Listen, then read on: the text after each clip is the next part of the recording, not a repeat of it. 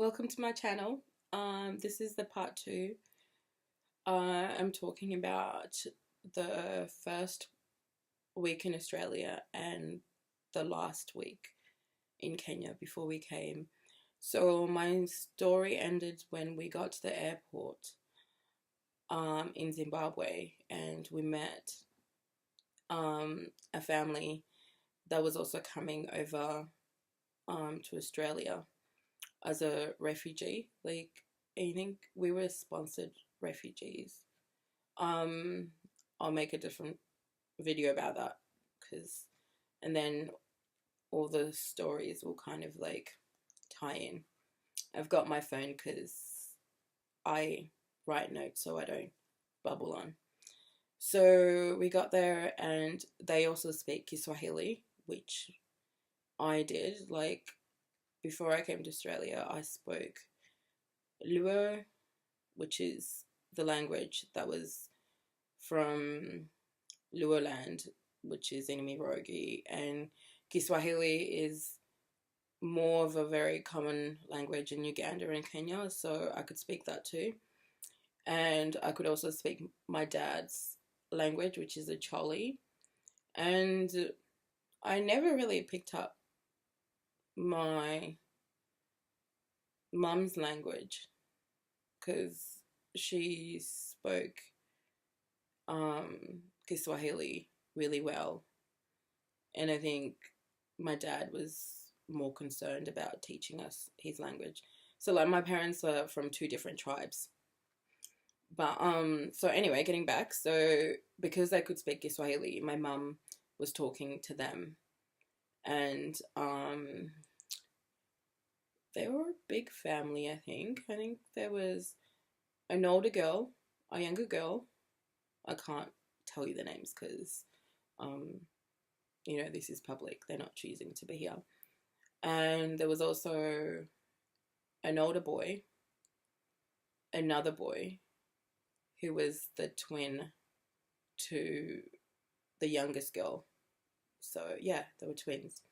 So yeah, and I think they had a little brother, but I think he was born here. But I can't quite remember. But anyway, so the two boys and the girl, this is kind of funny. So because we always knew, like, in our life, like the way we were raised, we always followed but what our parents told us. But we got there and one of the boys came back with a packet of chips, like tiny little packet of chips, and we tried it and we were like, oh, that's so nice, oh wow, it's so good, and he told us how to. He's like, you go up to random people apparently, and you ask them for, I think it's the equivalent of maybe 10 cents, I think. I don't remember their currency. I don't think it was shilling.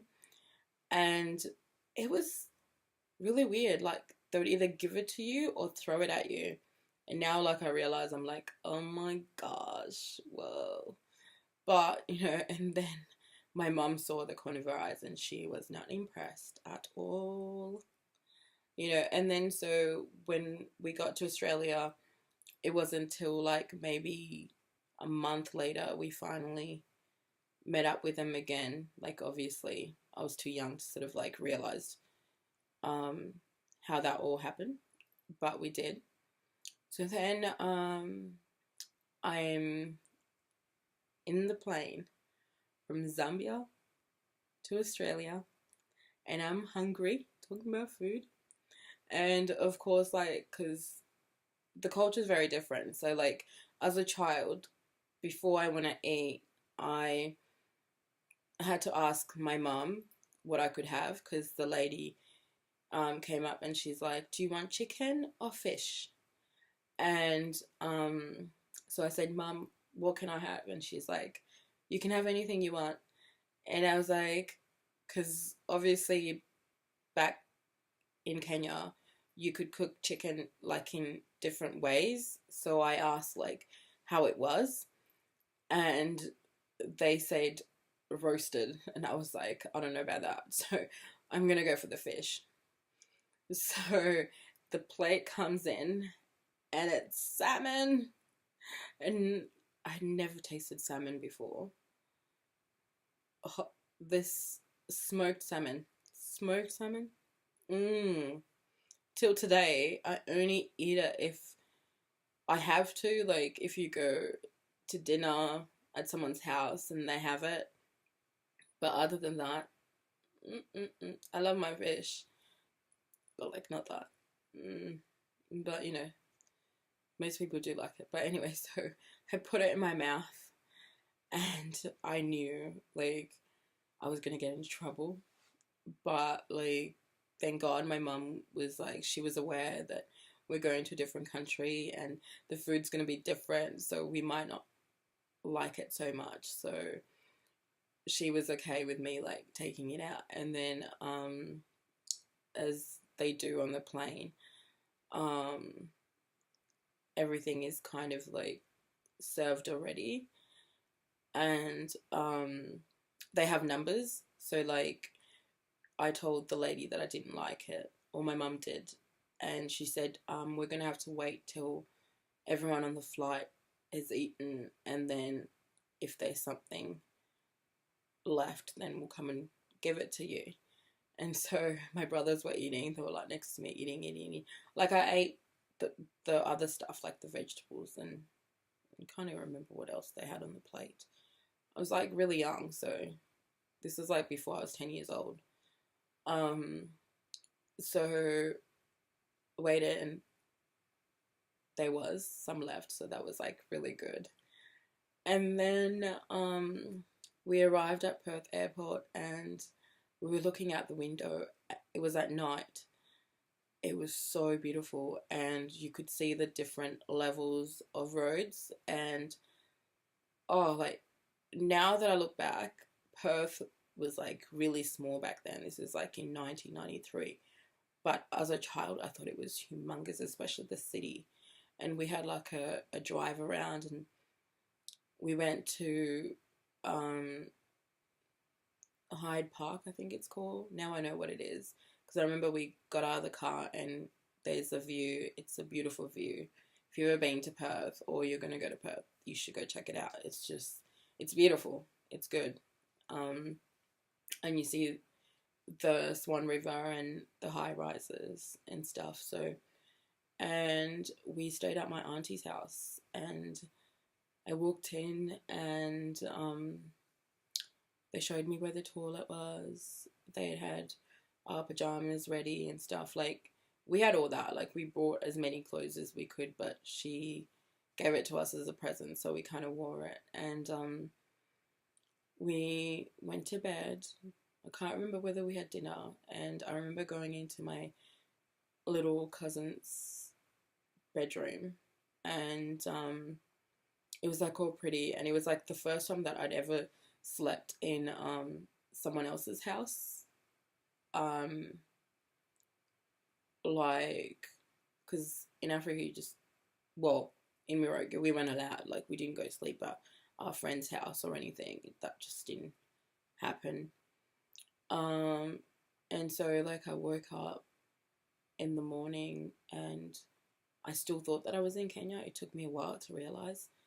And then I kept on asking my mum, like, when are we going to go visit my friend? And it never occurred to me that we were never going to go back. I just assumed that, I don't know what I was as a child. What do you know? And then so like in the morning we had breakfast, and I tried an apple for the first time. Oh my gosh. I was like, what's all these new stuff? Can't handle it. It's too much. So I had a bite, and I was like not interested. And they're like, what fruit do you want? And I was like, I want guava, I want mango, and banana. And then they had a banana, and I tried the banana. Everything tastes differently. I didn't even like, it looked like a banana. It was shaped like a banana. Smelt like a banana. But the taste wasn't as sweet. I don't know why. I guess it was just different. And then we went to our new house, which was only like 3 blocks from their place, so which was good. And as we were driving there, I was like to my auntie, I was about to say her name. Oops. Where are all the people? You know, because back, I keep on saying every time I describe Kenya, I always say like back home, you know. But and then when I describe Perth, I'm like back home in Perth, back home. So, but anyway, so there were always people around, and there were kids in the neighborhood, and I'll tell you all about that in another video.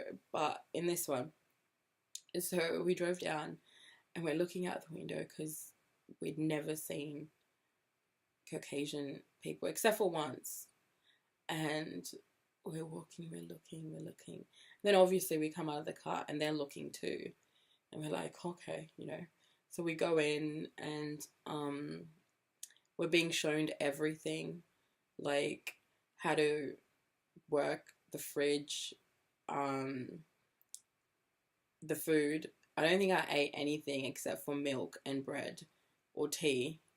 For like the first 3 weeks, I couldn't stand anything. I didn't even like the cheese. I hated the smell of cheese. I hated the jam. I hated margarine because I loved butter, and my mom had to go and get butter because we weren't having margarine. But I don't mind margarine now.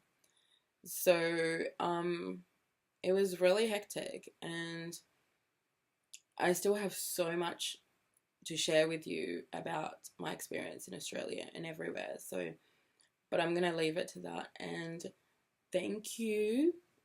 Please subscribe if you want to hear more about my life, and like, comment, and as always, I'll always try and respond. And I really love the comments. So, and thank you so much for the people who've already started showing me the love and the support. I really appreciate it, and it's so nice of you, you know. It's so good to kind of see things coming around because there's been a few YouTube supporters that I've supported, so, and I still do. So when people do it, it makes me feel really nice and happy. Keep on touching my necklace. Anyway, bye.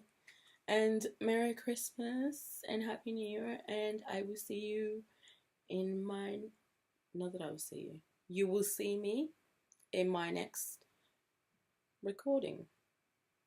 Don't have a word for that. But bye. Bye. Bye, bye, bye. Merry Christmas. And thanks for visiting.